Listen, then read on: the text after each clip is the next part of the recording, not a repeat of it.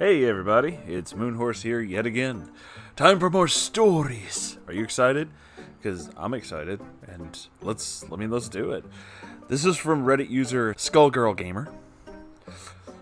Roommate 1, or Ghost Girl. Hey Moonhorse. Hey. I just want to say before we start, thank you for reading my first story. Well, you're welcome.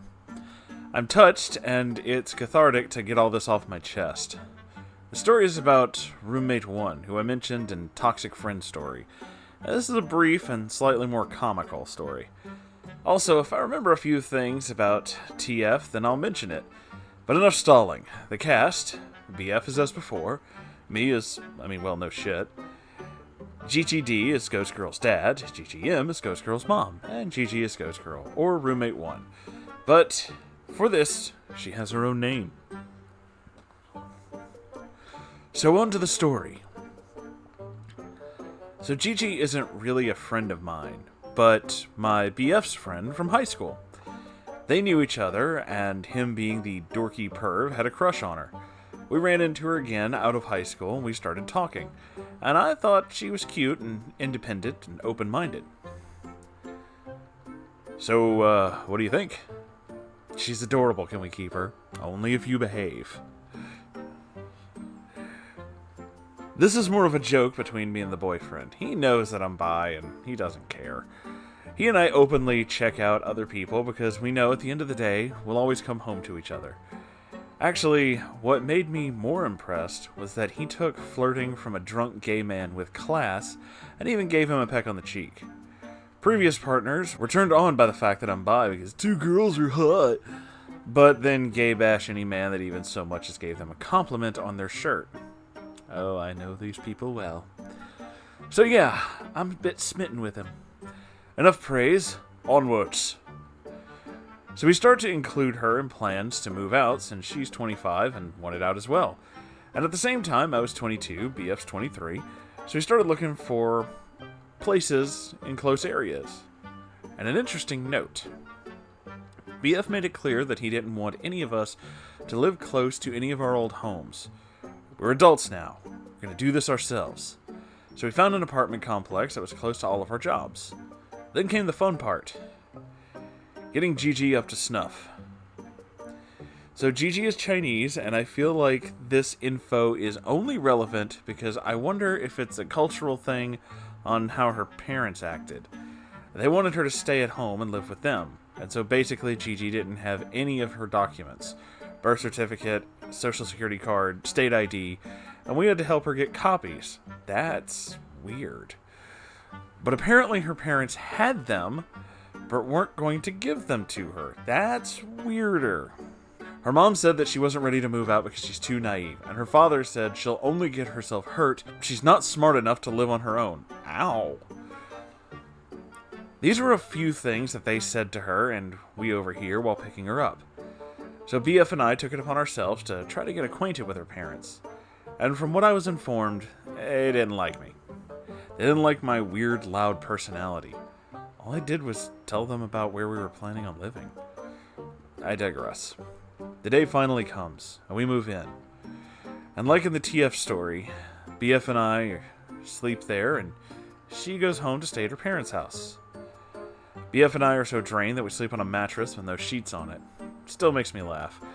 With living quarters settled and things unpacked, it felt a little like home. Gigi didn't exactly feel that way. She said that she was going to sleep a few days over here and a few days at her parents' house. Wouldn't that defeat the purpose of moving out? I'm just trying to get used to living here. I don't think it'll be very long until I get settled. Well, that never happened. As the name states, she was basically a ghost. She would spend weekends here and maybe stay at her parents'. But when she was here, it was weird. All she wanted to talk to me about was Vampire Night, which is called Twilight the Anime, but only vampires and incestuous ones at that. Ew. And Sailor Moon, like all of Sailor Moon. Her room had a lot of Sailor Moon and Vampire Night manga. And that was the other thing about her room. The weird smell. I know what everyone's going to immediately assume. Oh no, she left food and bottles of stuff in there, and now it smells like two hobos making love in a shoe. And no. Outside of a few chocolate wrappers, which the house rule was no chocolate ever because, previous stated, I'm allergic as hell, it smelled stale, like a never used attic. Like the air in there never moved. And it didn't smell like the rest of the house. All homes have a smell when people live in it, and this was like the absence of life. She would bring food home from Cracker Barrel or Bob Evans, and always breakfast food. It looked like leftovers, and she would tell us that it was okay to eat, and something ticked me off. She would bring chocolate food home and offer it to me. If she lived with us for longer than a day or two at a time, she wouldn't have to be reminded that, I can't have that. And we'd frequently trash it because all the containers were taking up room and she didn't eat any of it. And then she stopped coming back at all. It was 2 months and we hadn't seen her, but her stuff was still here, and she was paying rent, so whatever, I guess. I had gotten into a habit of roaming the house naked. I will admit I have a nudist streak in me that makes me just want to be all natural. I get overheated and grimy in clothes after a long day, and I just kind of need to air myself out. So I would strip out, lounge on BF and I's sofa. It is more of a love seat, but whatever. And I'd sit and watch YouTube and just veg out. I promise this is relevant. So Gigi started not wanting to pay rent. Since she wasn't living there, why should she pay? I'll tell you why. She took out all her stuff over here, and she's using that space as a storage unit. And she's on the lease. BF is getting annoyed, and he went through most of the trouble to help her get the documents that she needed, and she talked him up on how excited she was to live with us, and then chickened out. Also, her dad was arguing with him. She needs to pay rent, her stuff is here, and she's on the lease. No, she doesn't need to live with you. She doesn't need to pay rent, and stop holding her stuff hostage. Hostage? She's the one who brought it here and left it. Yes, but you said she can't bring it home, so you're holding it hostage. We're not holding anything hostage. No, we'll get lawyers if you don't give her stuff. Okay, you have fun with that. So after that, BF was livid and was bummed out that a person that he thought was cool turned out to be such a disappointment. And then shit hit the fan. If I remember well, I had come home from work and stripped down to sit on the sofa. I'm relaxing when I heard the door fly open and Gigi's family storming through the house.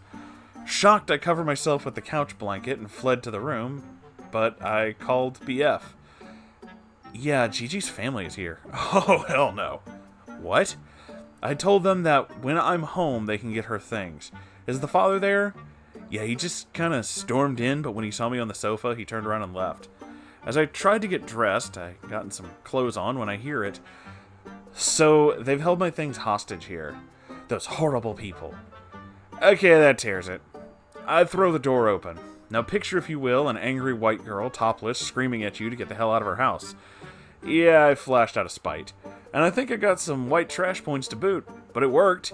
In their dazed and confused way, they walked the fuck out of my house until BF gets home. He negotiated it with them as I seethed in the bedroom. It came down to this. They'll take what they can, and we'll drop the rest of her shit off later. And later, we'll take her off the lease. And you want to know why Gigi's parents wanted her not to live with us? Oh, the answer to both pissed us off slightly and bummed us out. Her parents were planning on buying her a house, so she could live there.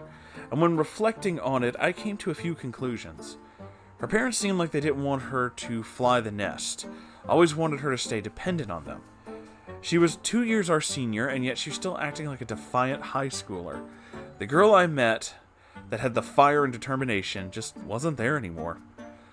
I don't know how to put this, but it really bummed me out. Well, I'm curious of your thoughts, Moonhorse, and the Celestial Herd, but this is before the prelude of Roommate 2, aka Saga of the Roommate Beard. Oh boy. I don't really... Okay, I can't speak of anything when it comes to, like, cultural things, so I'm not going to go that way, but it sounds like, to me, maybe she wanted to be defiant at one stage, and then just kind of realized that defiance has a price. You can't just say no without expecting, repercussions. And it seems kind of like she never grew out of that whole high school phase. was super set in being, I don't know, this kid forever. I know a lot of people like that, and a lot of neckbeards tend to do that too, where they expect to be like 16, 17 for the rest of their lives. And when things get, difficult and have to change, then they just can't really, step up to the line. They can try, and some people do try, but then they just kind of back down. They don't really want to put in the effort. They'll talk a big game, and maybe they'll even attempt to put in an effort. But once they realize that, it's hard, they quit. And maybe that's what she was doing. I don't really know her well enough to know exactly. But to straight lie to her parents like that, to say that you guys are just keeping her stuff so that she can't ever get out of the lease and has to pay you, it's pretty bullshit. If she wanted to move out, she pretty much could have said that. She could have said that before you even signed the lease. There's really no reason for her to say it like that or to do those things, except to, basically scapegoat her reasoning to her parents. She wasn't really being defiant. She was being pressured by people, even though that's absolutely not the case.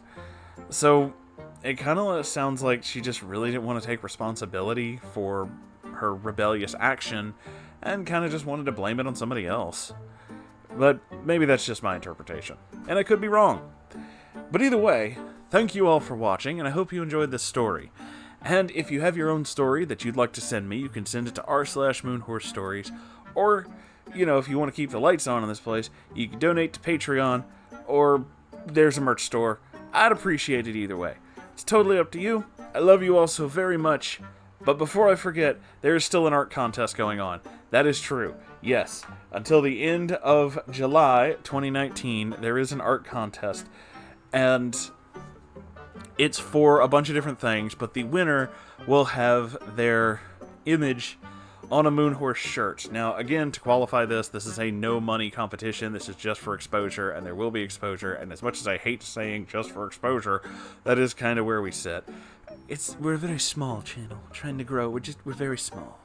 So, it's appreciated if you want to be a part of it. If not, I totally understand. It's fine. No sweat, no worries. I hope you guys have a wonderful whatever time of day it is, and I love you all, and I'll see you in the next video. Okay, bye.